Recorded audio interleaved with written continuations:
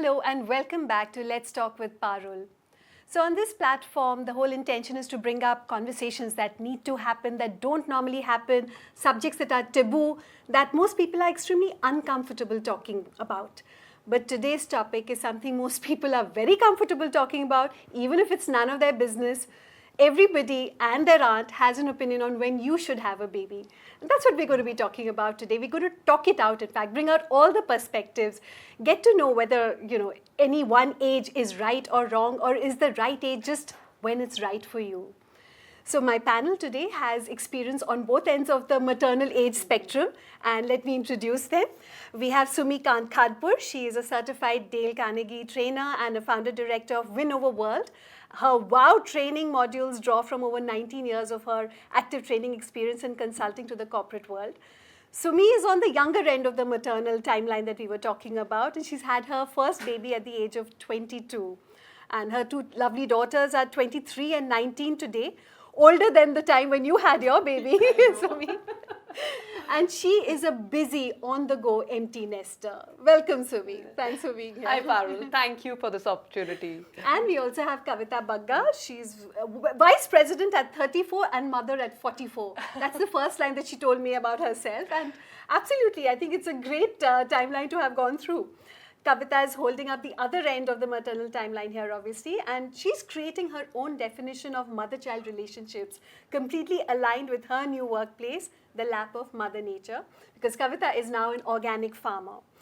She's the founder of Kara Organics. It's a certified organic farm supplying to dedicated organic retail stores, high-end restaurants, discerning healthy homes around Delhi NCR. Welcome, Kavita. Thank you, Parul. So happy to be here. And we're just going to rush into this conversation straight away because I know we have a lot to talk about. And let's start with the younger end of the maternal timeline. Okay. Pregnant at 21. Yes. Baby at 22. Oh my God. How did that work? What happened? Tell us all about it. See, it was the early 90s era when I got married.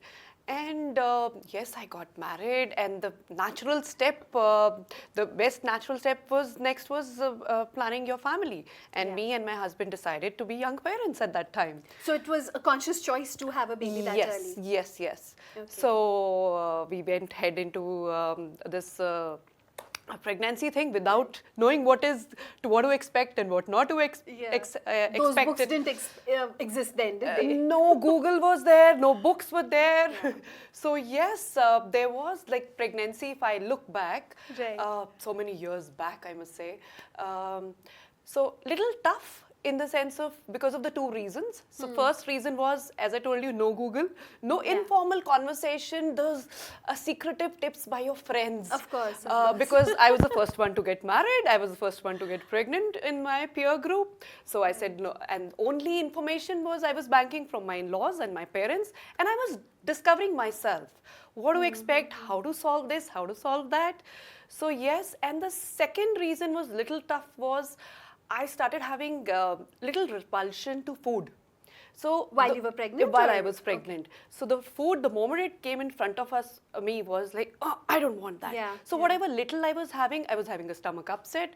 And I still remember one of those evenings, my husband was trying his level best that I should feed my wife because she's expecting the first child and all. And he took me to the best restaurant and he ordered Sizzler. And I was also excited, okay, Sizzler is my favorite. Now when the Sizzler came there, it was like, I just wanted to throw it off the table. Obviously. But I controlled myself. I said, no, he's been so nice. I need to be courteous enough to have him enjoy, but I couldn't have it. So all those 9 months, I faced that. So the result was the child was little weak when she was born. It was tiny, 2.75 kg. And that's pretty all right. I think it's not particularly small. People were expecting a healthier baby. They want a roly-poly child. Yes, of course. Which happened with my second one. But and the second one was a little later when you were 20. This was 4.5 years down the line, the second one. So that time I was eating double the quantity I was prescribed, and my gynae in the last few days like, Sumi, what has happened? You're still gaining weight. No, I think, what also happens at 21 when you're pregnant and you're going through something like that revulsion to food and the nausea and everything.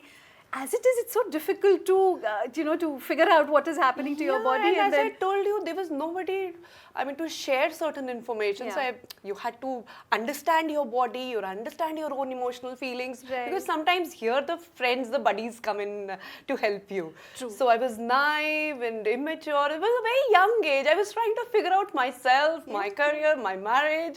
So it all came together at that time. Right, But all in all, a smooth one, I guess, if I hear stories of difficult pregnancies. So it was nice. It was a good memory, I must say. And everything vanished when I saw my little one. For sure, yeah. for sure. Yeah. Kavita, sizzlers at 44? Well, no, not in the least, because exactly what Sumi said, she was young, and she in her first pregnancy, she did not know what to eat. In the second one, she overate. Yeah. So my case was, of course, a lot different, because by the time I was 44 and I decided to have a baby, I knew a lot. It was almost like I was pregnant before I was pregnant, So I think having a baby at an older age, of course, 44 is, I would say, it is older. I think I was being a bit adventurous also. But I think as an older mother, when you're pregnant, at an older age, you are much better informed, and you know the do's and don'ts, and you really do sort of start going by the book, which helps a lot in many things also, because you're an older mother and your pregnancies are precarious, they're precious. So it helped me a lot to actually know what one should eat, what one should do, the exercises that one should, follow. I mean, otherwise, I'm sure if I was Sumi's age, my mother would say, have the panjiri, and the mother-in-law would say, have the paranthas. So I just made sure that I went by the book, and I sort of completely barred the family and the friends from giving me any unsolicited advice, and I followed my diet to the T. So maybe again, when you're at that age, you can actually tell people giving you that unsolicited advice to kind of back off. You're so right. Yeah, you're so right. Because at that age, when you're that much younger, there's no way you're just going to, quietly take in everything that's how many times you can say no that time, and you yourself are not sure about it. As I said, the information was not there. Sure. Correct. Right. Yeah, you're so right, because there was less information at that time, and of course now you have so many information. It's almost like the bloggers are, helping you through the pregnancy. Than the mothers and the mothers-in-law, So totally. So there's so much to read, and so much to imbibe, and your friends have experienced their pregnancies already, so you have a lot of learning to take from there as well. So I think, my pregnancy, if you want me to talk about it, was good. I mean, at 44, I did have, a few complications. In fact, a lot of complications, but they were not really age-related as such, but they were complications like I had, the liver cholestasis, and then I was on bed rest. I had to go through a cervical circlage and all that. But overall, I was very careful about my diet, which I always had been. And as we, get further into the conversation, I'll tell you how that really stood with me for a... In fact, that is a question we would definitely want you to throw some light on. So it was a very calming period for me. And I think I was very well informed, and I think I kind of did, 80 to 90% things right. And of course... So, Kavita, getting into that, taking that decision at 44 to have a baby, was there fear? Was there anxiety? Was there just excitement? I mean, what was going through your head when you decided, or even during that decision-making process? Yeah, so I think I always... I did want to have a baby, as we grow up, we are given to believe that motherhood completes a woman, which I don't entirely agree with. I mean, it's a bit of a cliche as well, because there's so many things in the world which, you can seek your gratification and accomplishments from.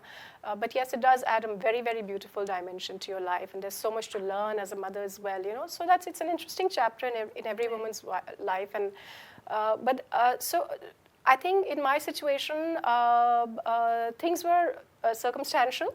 And two, I was working really hard. I had a very, very hectic corporate career, so I was basically jumping in and out of flights 3 times a week, living out of hotels and home, room service and things like that. So there was no way I could have had a healthy pregnancy, and there was really no time, And thirdly, which was the most important reason, I hadn't really met a man who I felt deserved to be the father of my child till I was 41. So I met my husband now at when I was 41. And when I met him, I just felt that this is a man who would make a great father to my child. And we decided to have a baby. And yes, I mean, people were quite taken aback. Right. My parents were absolutely, petrified. Scared. I mean, I would think yeah, fear they were, is primary because how will you do it at this age? You're fed with so much information that tells you about the dangers, the threats, and whatever else. So, which is why I asked you about the fears. The fears were plenty, but the whole sense of excitement, the whole sense of adventure, and the whole feeling of getting an opportunity to learn about something totally different was so much. I mean, it totally outweighed the fears. And yeah, so we decided to go through it and have our little baby. So we've already got a lot of wonderful comments coming in. Let me read out some of them. Archana says both have their pros and cons, and we've already seen that. I think there are two very happy stories. I mean, even on either end of the spectrum. Archana says, I had a baby at 34 years of age. Pros was that I was much better prepared emotionally and financially. That's a great point. Yes. Because it's only then that, things really fall into place for any couple. And the cons were the body and stamina changes that I had to face with age, for sure. We've also got another question from Priya. Priya's asking, is it safe to plan the second kid when 40? Priya, we have a small clip from Dr. Anjali Kumar, which will be coming up soon. So hang on, stay tuned, watch that. I'm sure it'll answer your question any which way. Chayanak had baby at 24 and 2 after 10 years. Wow, okay. So 10 years gap between the babies. That's another, that you're restarting. It's virtually like having your first child all over again. Okay, so like all good discussions on Momspresso, we start with a survey. And we did this time also, and we've got some really interesting conversations going from the survey itself. We asked moms about their maternal age, and we also asked them about how it was, the experience, and also about their recommendations as to, what would they recommend based on their own experiences rather than just social hearsay.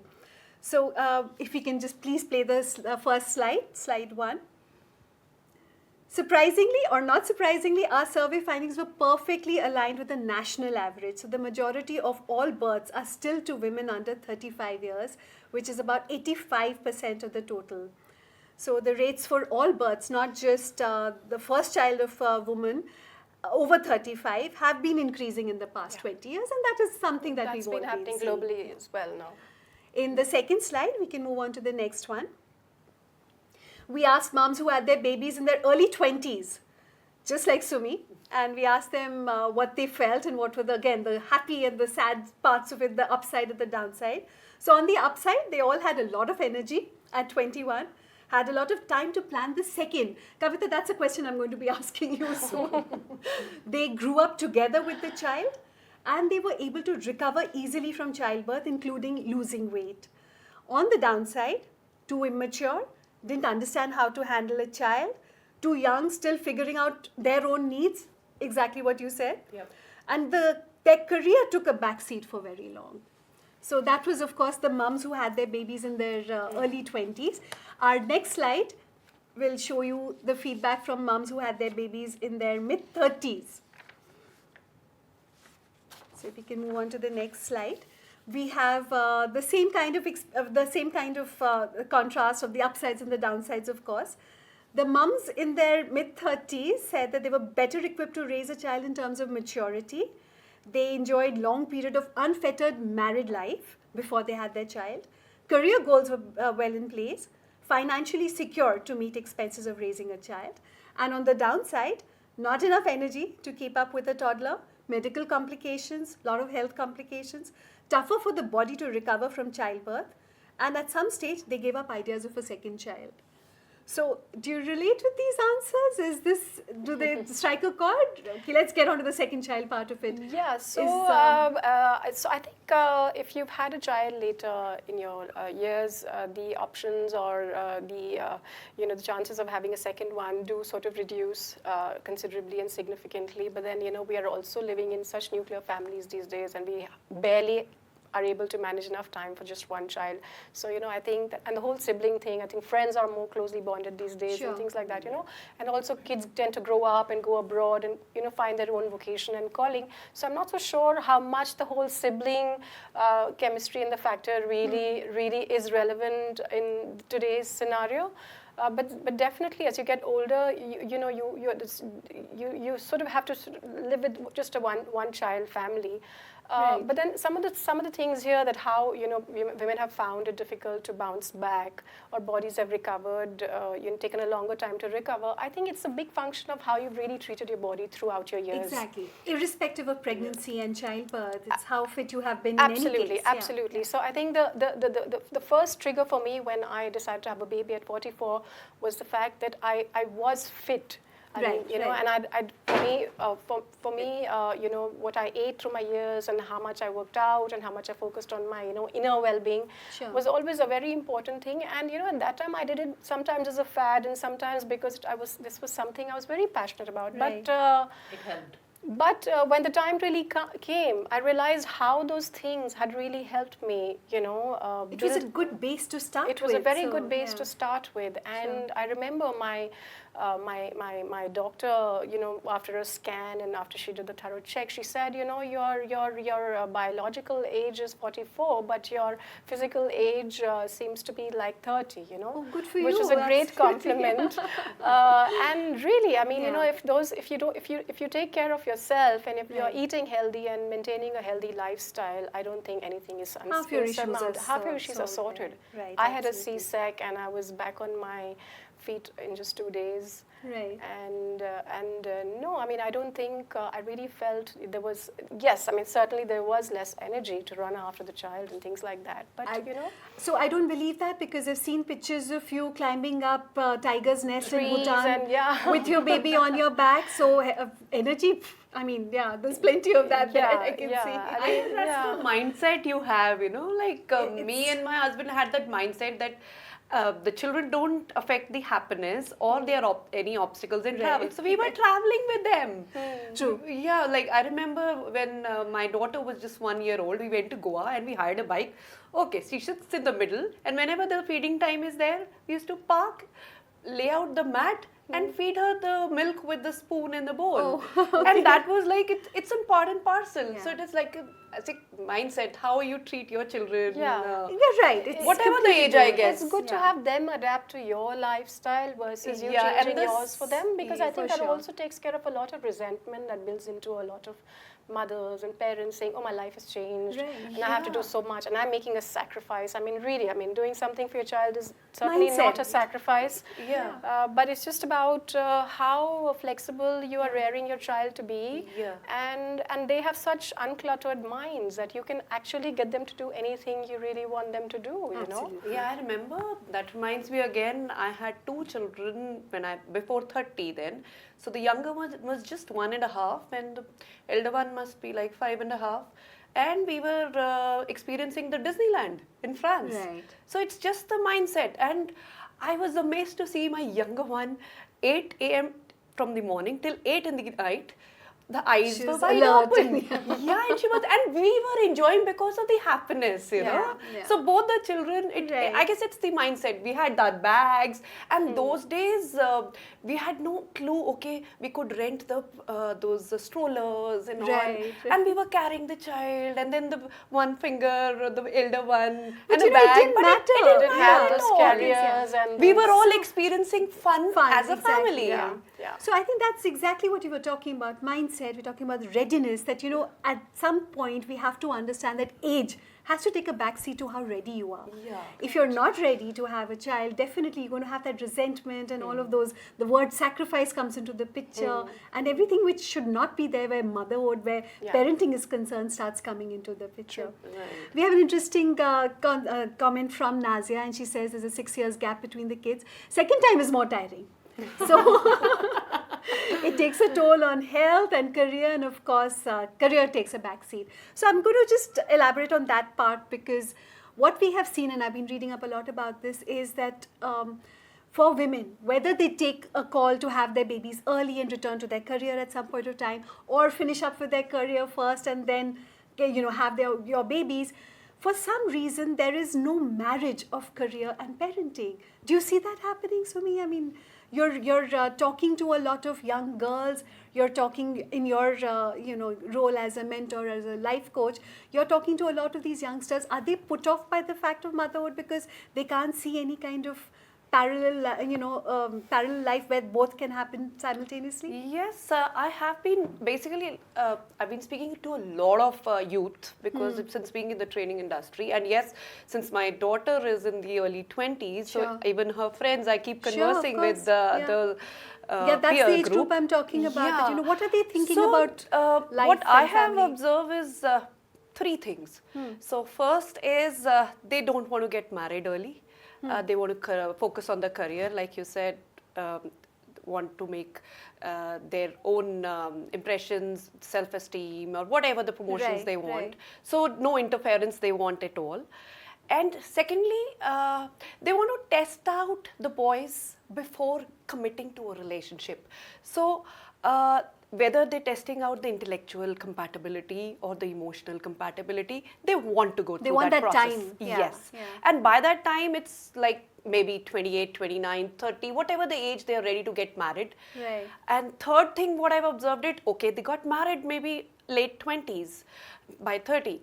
Now they don't want to have a child for the next 4 to 5 years because again the career is there, the new relationship has come in, and they want to travel and explore the world with their best buddy in town. Right. So again, I believe it's the mindset. But if I look back, I explored, I discovered my career path, everything together. Simultaneously, while the kids were there. I didn't put children or marriage or career in different buckets. Different buckets, exactly. Yeah, as and when it came along, and my hats off to my in-laws who gave me support that time, go and explore and figure out. Because I had a child very early in life. So then they said, okay, I remember my mother-in-law used to play puzzles with my elder one, and I said, where is my mommy? Mommy's out. Let's play. And they supported me to go and attend some workshops or join a course, and that is how I came to understand that my calling is in the corporate training. Right. Yeah. That's so important. From It's your so- corporate experience, Kavita, do you see that happening in buckets that Sumi talked about? I think that was a great analogy.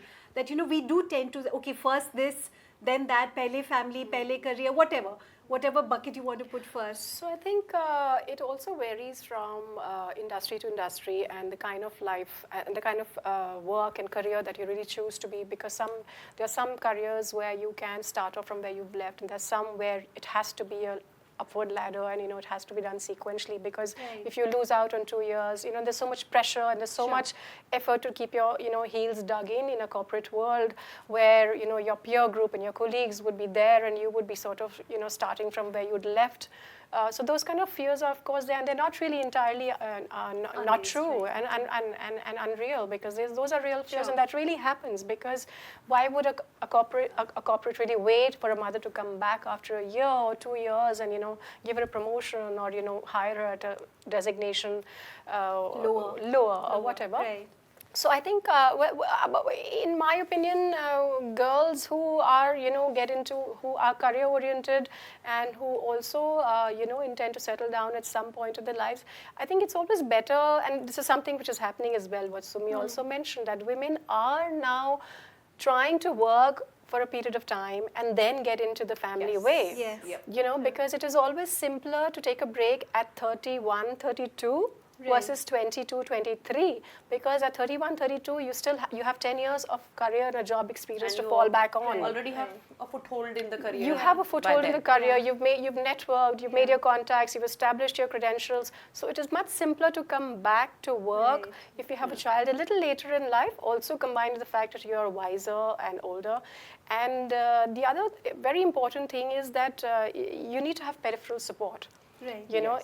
You definitely have to have the support of your husband. I mean, fortunately or unfortunately, we still live in a little bit of a sexist society, and and there's no taking away from the fact that the man is still considered to be the earner, and the wife is supposed to be a homemaker, The which is nurturer, the nurturer, the homemaker, Correct. which are fantastic things, and people are now beginning to express the gratitude for that. So it's not entirely a ungrateful or a thankless job anymore. So peripheral support is very important. But yeah, having said that, I think to have a baby, maybe when you are in a mid-management level sort of a stage in your life, is always better than to go in for babies when you're younger. In fact, there's a good point to support that by the time you leave, when you're in a mid-managerial level or even a senior position, when you come back, you're also in a position to demand certain things, which you can't do if you're very junior. No, you can't be, absolutely. Yeah. You're also in a position to perhaps make or influence some policy changes, which could make things better at the workplace for people like yourself and other women who will be in the same situation. Absolutely. So there are a lot of multinationals now which have actually extended the maternity leave to 1 year. To 1 year, which is fabulous, Yes, that's fabulous. And there are a lot of large corporates like HUL, I mean, they have creches in their which is office so complexes, helpful. which is so good. And which was so unheard of. Which was so unheard of, Yeah. even 10, 15 years ago. So, Yes. there was no option but for a girl or a woman to decide Either or. Yeah, Exactly. either or. So you had to have and the babies need support system, Yeah. and you can concentrate on your career if there's a very good There's a support good support system. system. Yes. So yes. in fact, so that's just the point, that the either or, the choice of either or should be based on a whole lot of other things: your relationship status, your financial status, your readiness, your mental readiness. Career has a lot to do with it, but at least the career shouldn't have motherhood penalties, as we call them. True, That true. you shouldn't be penalized for having a baby True, and set back in your career, Yeah. lose seniority, not be able to come back. And that really various makes a things. very unhappy mom. For sure, I've women in my friend circle who were absolutely brilliant, students and studied hard and could have really worked hard. Right. But they went into motherhood very early on Very in their early. lives, and now when they are hitting their 40s, they look back and they say, "What did I make out of my life?" Of course, bringing up a child, I think, is a huge accomplishment. There's no taking Right. away from that. But when children leave and they go away to study, Absolutely, what do you yeah. do? What do you really do with yourself? And then and a bright mind is a mind that you cannot silent for too long. Totally, So silence out for absolutely. too long. So those things start to sort of crop up. The ugly monster starts popping its head And too there are often. I have Exactly. been meeting few friends who've taken that maternity leave of 9 months to a year, and they are back into the game. Yes, they had to upgrade their technology, Their skills, or some other skills, and then they are on the top of the game. Yeah. So I have seen them balancing. Now I admire these girls. Like, yes, I want this much leave. I'm over with it. I've arranged my support system.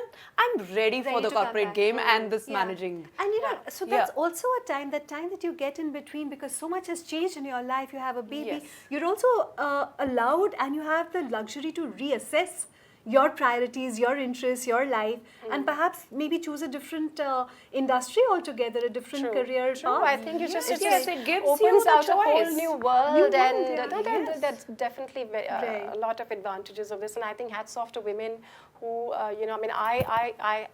my work life has changed completely. Yours has changed Yeah, completely totally. from- So I'm home mostly, and I can give 100% of myself to my child, but I dread to imagine if I was younger and working the way I was and leaving a small baby at home.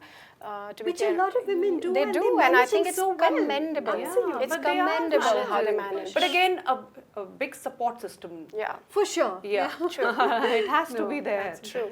I think Divya has a great perspective. She says 22 is the ideal age, definitely, because by the time they are 22, we will just be 44 and can have the needed retirement and vacations. Is that happening, Sumi? You're harder at work. I am not retired. You're I certainly have- not I required. have 15, 20 more years to explore, to travel. But the vacations are happening. Vacations have also started happening, yes. Question for you, Kavita. Yes. Sonia has a direct question for you. She says, if at 32 or 33 in your mid-management career, suddenly you have to choose between your senior level position and a baby, what's your big suggestion? As many women delay because of promotion as a reason. So I honestly, Sonia, I honestly think that if you are capable and bright enough and an opportunity has come your way, it will come again.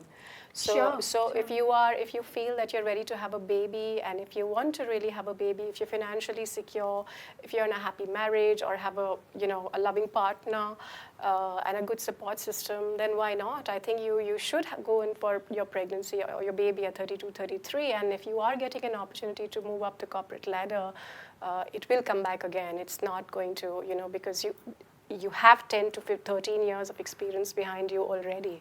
That's a great perspective. That Yes. you're So not starting from scratch. It'll come the again. opportunity knocks not just twice, couple of times, and as what Sumi said, there are different vocations. You could actually choose to do something else, and actually being pregnant and sitting at home and having a baby sometimes open your minds out so much that you start to think that was I really doing the right job? And was I actually happy at doing it? Right. Or can I explore something else? Can I learn something else? Yeah. It's a wonderful time to reassess yourself, I think. Absolutely. And I had that opportunity also, and it really changed It's a things nice for me. pause. It's a nice It is a pause. happy pause. It's a happy pause. And as women, because of childbirth, because of maternity, and the leave that we get, we have the privilege to be able to do that. I feel bad men don't have that for some reason. Thank God they don't.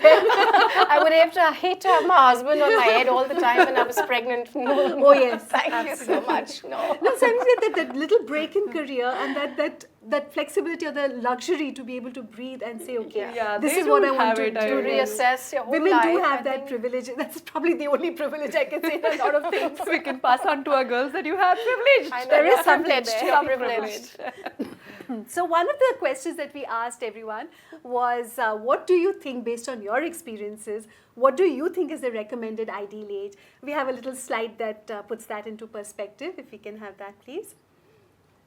So 57% say that mid to late 20s and 40% say early 30s. So, and there's just a small 3% bracket which, goes on to the later age and also this is the recommended age. I mean, this is definitely not reality. Yes. This is very different from, what the ages they told us about their maternal age. But there is a strangely specific golden bracket which comes out, 27 to 33 years. A lot of people have specified it, and specifically 27 to 33 has been repeated a few times. So I was quite surprised to see that. And to put it into further perspective, we have a video from Dr. Anjali Kumar, and she's the chairperson of the Department of Gynecology at Artemis Hospital, and we can play that video because it gives us a lot of clues into what is happening from the medical perspective.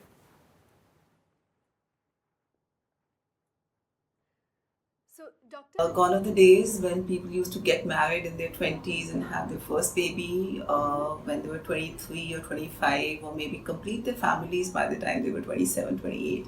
But these days we see women coming to us, they are thinking of getting married at 30, then they want to take 2-3 years off to settle down into the marital life, and then actually by about 32, 33, 34, they actually think of planning a baby, and then they come to us seeking advice as to how they want to proceed ahead. So yes, the trends are changing. There is no thing called as the best age or the perfect age to have a baby. It all depends upon various factors. Of course, your age, your family history, your medical history, your career, your aspirations, your relationships, and a lot of other things. So there is no perfect age to have a baby. But yes, medically, if we were to talk about it, a woman finds it very easy to conceive when she is in early 20s. And as the age goes further, the fertility declines. So if we were to compare a woman who's in early 20s and late 20s, or maybe in 30s or then in 40s, the fertility declines. So it's basically because when a woman is born, she's born with fixed number of eggs in her ovaries. And as the years go by, the ovarian reserve, which means the number of eggs in the ovary, they deplete. So the chances of getting pregnant are the best when you are in early 20s, and it decreases as the age goes by. Also, the quality of the eggs also deteriorate, thereby predisposing a person to having chromosomal abnormalities or genetic mutations in the baby. So Also, there's another one thing that as the age goes further, chances of medical complications in pregnancy, like maybe high blood pressure, gestational diabetes, preterm birth, chances of having a cesarean section, all that increases with the increasing age. So, my advice to everyone out there is that in case you feel that there's not a very strong reason to postpone your pregnancy, do it before your end 20s, and obviously it's a good idea to complete your family before 35. It cannot be taken as a standard, but yes, the chances of complications in this group will be much lesser statistically if we were to compare it with the older group. Nowadays, we have a thing called artificial reproductive technology. With that, we have, a person should just have uterus. We can take donor eggs, and even without a uterus, there are options like surrogacy. So getting pregnant is not impossible these days. But what I'm talking about is a natural, spontaneous conception where a person conceives unassisted, spontaneously, and then carries on the pregnancy without much complications, has a healthy baby. The chances are good in case she falls into the 20s to 30s bracket. But of course, there is no end age where, nowadays we've got such fancy technologies available that a woman can get pregnant with help practically even in 50s. The actual factual doctors have been telling, so why not? Absolutely. I think it's nice to have that expert perspective, because then you're able to correlate it with your real life it and say reinforces that, okay, what you're trying to tell them. Right? Sure. Exactly, but absolutely. all depends upon them. Right, totally. It's now the 21st century, their life, their and we've given them full freedom. Full freedom. Yeah. We can talk about that in the parenting style a bit later. Okay, parenting. Let's get on to that. Why not? So, parenting at 22, parenting. Okay, so by the way, I'm in the middle of this entire spectrum. I had my babies at almost 30 and 32. And So you hit the bullseye, basically. I think I did. I was Yeah. like in the golden bracket. In the golden bracket. Doc will be proud of me. But yeah, so I think it did help in terms of all of that, the energy levels and complications and everything. I think I was just probably in the right zone. But the way we have all parented, I'm sure, is different. So Kavita, as a mature parent, starting when you have been there, done things, seen it all, do you feel you're parenting differently from others with the same, age of children? Children of that age? I definitely think so. Not that I'm judgmental about anybody's parenting style, because I think every mother wants the best for her child, and everybody wants to do what is in the best possible capacity. But certainly having a child later on in your life, is about you having experienced life so much more. Yeah. And so many more mistakes to have learned from. Right. And, so many things that you have realized that what you took for granted, what your parents told you, were actually things, thank God you were brought up with those values and that kind of conditioning. Because at some point in your life, those things that your parents have been trying to instill in you really, really do come handy, and they shape you as a person, and that person sort of handles life's various challenges in various forms. So you start to look back at, for that matter, at 25, we're not so grateful to our parents as we are at age of 40, because we say, oh, thank God, Mom, you didn't do this. Thank God you had a curfew for me, and thank God you always wanted to know who's the man I was going out with and who I was dating, and my father, Because you end up doing the same thing for your children. You end up doing the same thing for your Yeah. children, and the world is getting worse and worse. So there are a lot of things. So I think. I still. My parenting style is a little old school, so far. So I still talk to my daughter about. I talk to my daughter about God. Okay. And I tell her that, don't kill the cheetah, God will be upset, or don't, hit the dog because Shivji will be gussa, or Babaji will get angry, so God is a very predominant factor in her head already, and I think that's very good, because God is a great fallback option later on in your life, when nothing is working out, at least God is there. And the faith, I think the faith factor. So I talked to her about God. I'm very, just like my mother and my father was, I'm a very hands-off mom, yet the child is under my absolute scrutiny, you know. So I know what she's doing, but I'm not over Necessarily fussy, there all the time. overindulgent. I mean, you know, fortunately we live at the farm, so she's growing up with her, you know, she's making cow dung cakes with her hands at 2, and she's playing with the cows. She already knows how to, you know, milk the cow, you know, and you know, and she's yeah. So we've got dogs. So I'm not fussy about. I'm not really chasing her with a the hand sanitizer, sanitizer, you know. And of course, there's some levels of hygiene that you have to maintain. You can't really be so ignorant about these things. So I'm a little hands-off mother, and so do thirdly, you see that also being a result of, you know, what you've seen around you, maybe friends and family bringing up children, and maybe you being, you know, cringing at the kind of parenting that you've seen Yes, around in you? fact, not just friends, it's a very recent example as well that, you know, I mean, I just feel that preschool, schools or playgroups are not really statements of your self-worth. You know, so I feel a lot of people are trying to push their children into schools and preschools because it speaks more about them than really benefiting You the mean child. the type of school The type and- of schools Yes, and which school.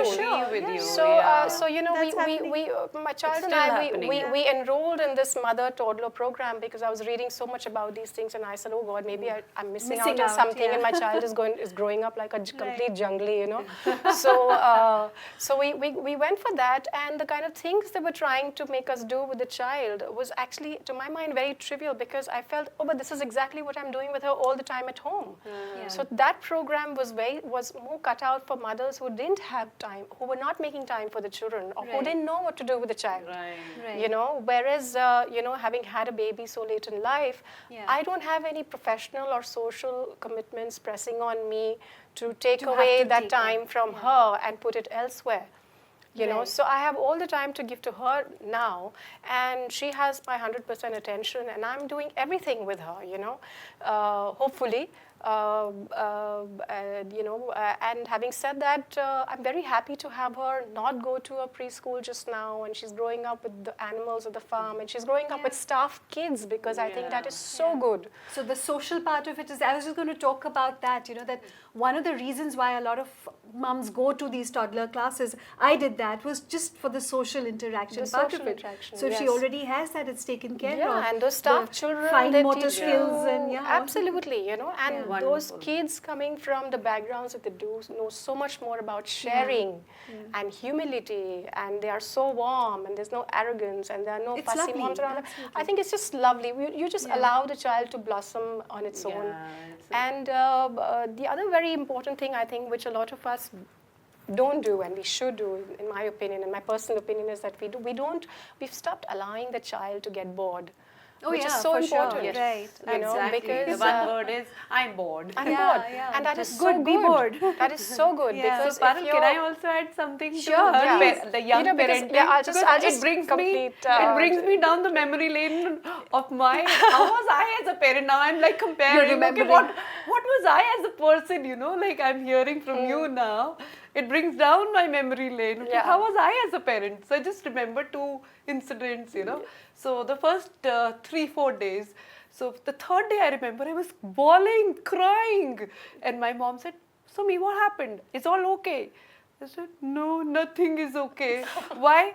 My child doesn't let me sleep during the day, during the night also. And she started literally laughing. Said, this is what motherhood is. Welcome to motherhood. Welcome. But you know, that is also a sign of postpartum depression, which you would not have known about at that I age. didn't know, but obviously. my That's true. mom, Yeah. that time, she understood, and she would gifted know. me a book after 4 or 5 days. There was a very famous book by Dr. Spock. Yes. So it really helped. And the second incident I remember was, as I told you, my daughter didn't let me sleep. In fact, for a full year during the nights. So I used to get frustrated, tired, and it was mix of feelings. And 5 a.m. in the mornings, it was like, GD, my husband, wake up. this is the daughter. This is your daughter. Do whatever you want. This is your daughter. Hello, meet your daughter. Hello. And I used to wake him up. And please, I need to sleep now. So those memories, while you were just sharing it, just flashed. You were saying something.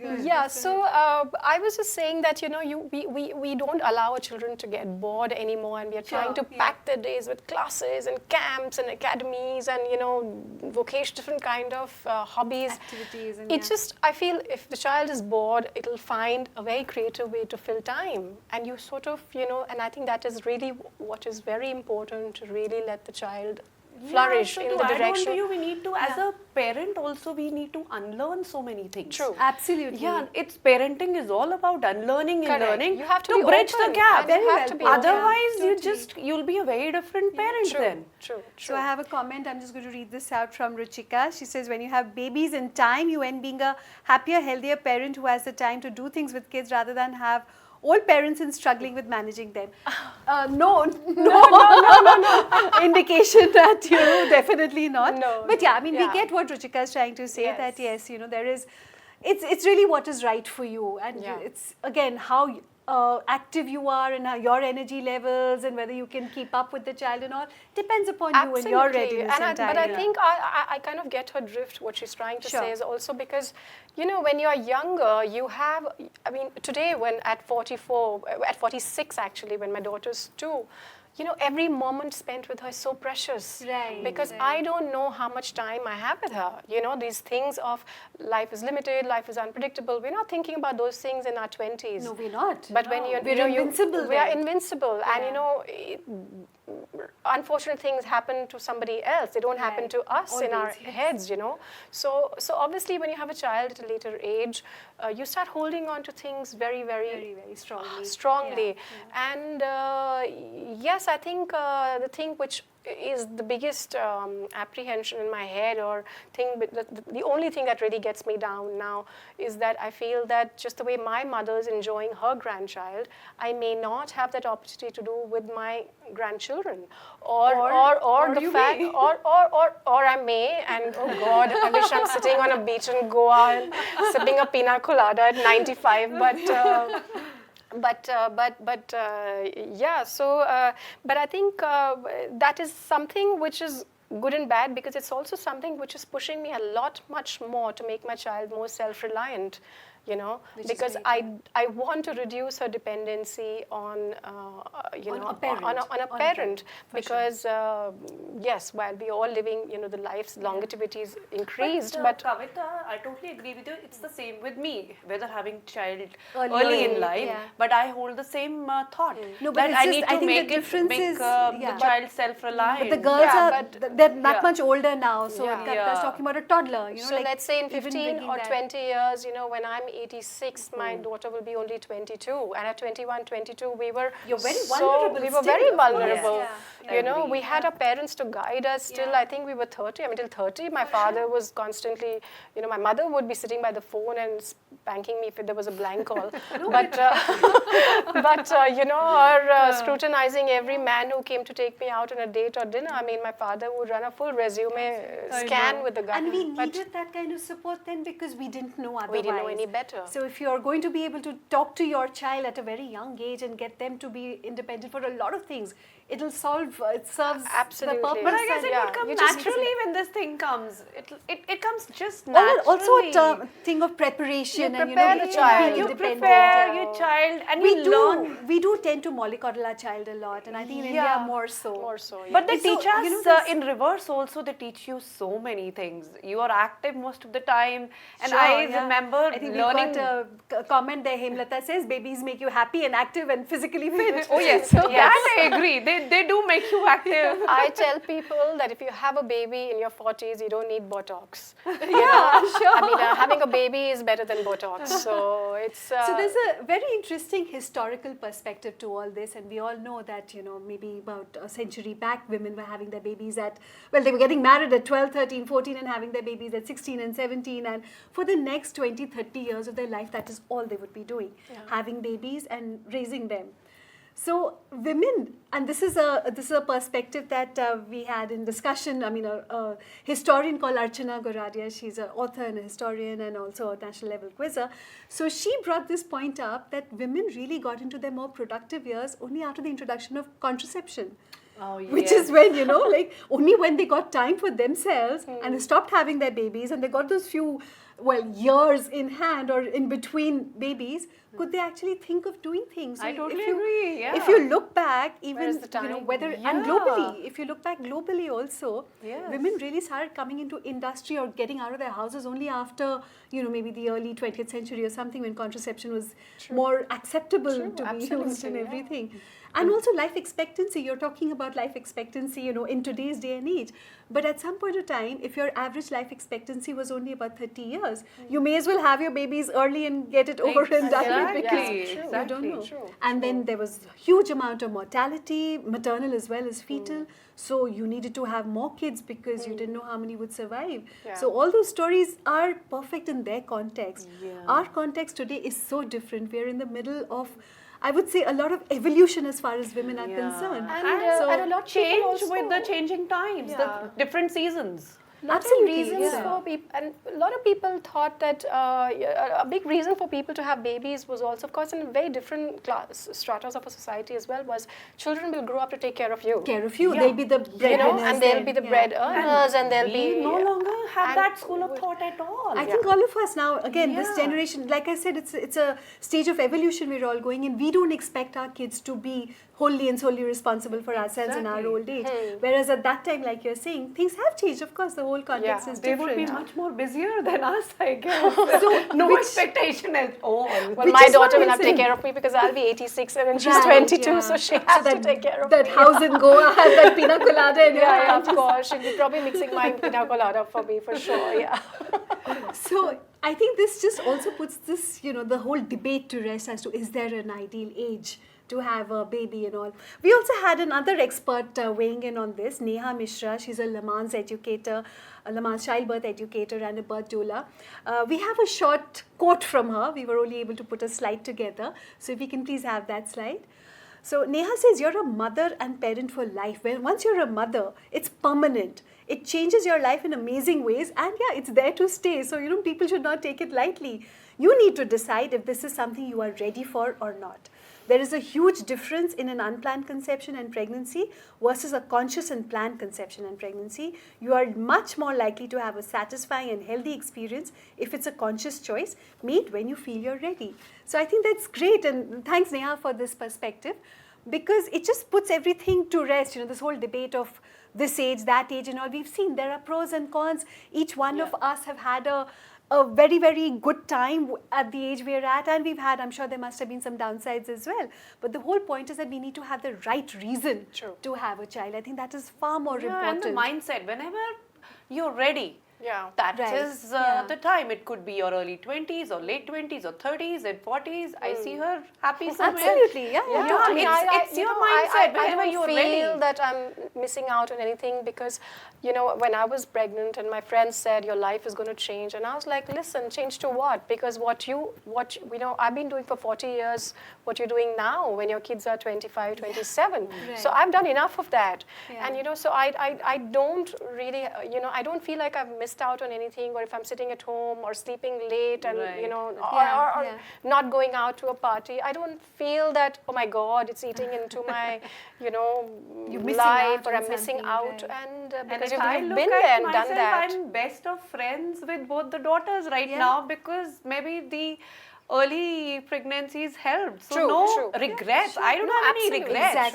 Exactly. When I meet people, why Right. did you have early? I said, I don't have any regrets. Yeah. Because So- I enjoy the bond now. Yeah. For sure. I I'm really really hope that, enjoying it. My this mother and I are conversation- great friends. She had me at 21, so Okay. my mother and I, we holiday Always, together. always, and yeah. we are out In together, fact, so- I'm learning the new things from them, the technology. I mean, they teach me, or the concerts. So through Music, them, oh yes. yeah. So they said, "Mom, Dad, we want to go to Adam Levine concert."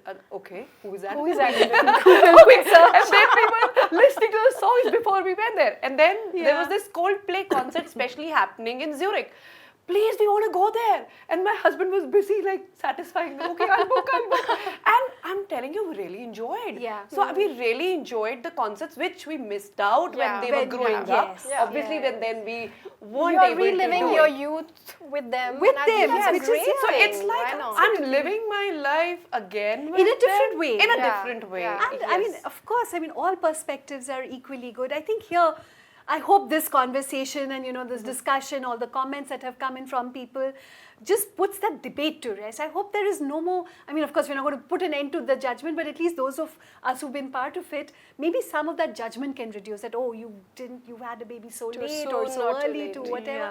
The bigger point and the more important, the critical issue over here is your Correct. reason to have a child and your readiness to have a child. Yeah, and one more thing I would like to add, when you were introducing me, you were just mentioning she's an empty nester. So I would like to rename a new word. So since this empty word makes you a little sad and brings tears to the eyes, yeah. so What's the new word? The new word is happy nesters. Happiness. Lovely. So I'm the live example. You're free. It's free, and Absolutely. I'll just share with you the incident last year. So when we dropped the younger one in New York, we routed our flight deliberately from New York to Barcelona and then India, and we had a blast. Okay, freedom. And the third day, my elder one calls me, Mom, Dad, I guess you're having too much fun. Your little one is feeling a little low. Please call her up. Yeah. So that left the little one if you're having a blast. I could send So my I daughter to would you say- sometimes. I would say like, okay, when we came back, the house was silent. But few days down the line, we're like, okay, the husband was like, okay, let's get the home system repaired. And the music needs to be back in the house because the girls used to love music. And then we were listening to music till 2 a.m. in the morning till the neighbors complained also. Wow. And So that's reliving their youth for Yeah. sure. and there's so many things to do. Like I remember when you said there's a pause period in pregnancy, but again a pause period comes after this roller coaster Great, life. yeah. So I am looking forward to more time to my career, and I've started running back-end operations for another brand which I found. Wonderful, And there are hidden hobbies since childhood of learning piano. So I've enrolled myself in a piano class. So it's a great new resurgence of your You're reinventing. You get a chance to reinvent yourself and plus there was a constantly. passion inside me that yes, I need to focus on underprivileged children to gain a lot of confidence. Since that era in 90s, nobody taught how to be confident. So I connected with a wonderful friend of mine, and we are rolling out sessions to the NGOs, the underprivileged children right now. It's a so skill lovely. development You're for them. being able to do so much meaningful, fun, spontaneous, interesting stuff. So no longer happy nester for happy sure. nester. Agreed. Yes, and you have so much to explore Yeah. beyond when yes, you feel pride at the end of the day that the girls are doing well, Absolutely. but there are thousands and thousands of people whom I believe I can make a difference. Why not? Yeah. Well, I have full So whole basically, time on having my a child hands. early on in life is not the end of. Is not the End well, of I think years, it's primarily there are stereotypes which we're breaking, and I've True. got 2 examples right over here. So we've got a happy nester, certainly not an empty nester, who's reinvented herself in so many different ways. Yes. And we have a mum at 44 who's certainly not short of energy, who knows exactly what's happening. There's no fear of missing out any longer, and extremely calm and content in your zone. Yeah. I get to meet So, young fathers when I go to the school. So Well, that's plus. Thank you, ladies. Thank you so much. It's been a really good, fun conversation, and so much came up. I think we've discussed a lot around the Thank topic. you for having us. And we equally had a lot of fun. I had a lot of fun with Kavita, her perspective, and you Getting telling to know, us, getting to know new different things. perspectives. new things. And thank you all, as usual, for being such an engaged and such an involved audience. Thank you so much.